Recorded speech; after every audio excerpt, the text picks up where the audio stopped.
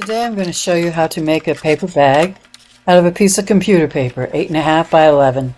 You can make it any size you want. This fold in half, do the top, the bottom, and the center, and then use your bone folder. Now we're going to put it on the score pad, and we're going to score a 1/2 inch from the edge that's not folded, from the open edge. Score it all the way down. And you may want to do it on both sides. You're going to cut one side off, but you do want to see the line. Okay, so now we're going to take the bottom of the bag, whatever that will be, and we're going to score a 1/2 inch on that. Make sure you know which end is the bottom and which is the top.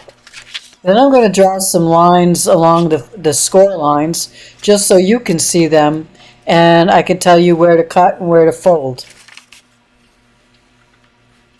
Okay, so this is the front where the flaps are going to be folded. This is the back where the flaps are going to come off.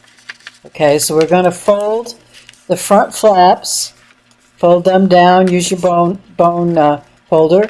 You're going to clip the center and also clip it to a diagonal because you're going to clip the other one the same way. And fold that. Then right across the two score lines that connect, I call them the X, we're going to fold that. That's the front. And now, for these flaps on the back, we're going to cut them off. And that's what I wrote, cut them off. So that's what we're going to do.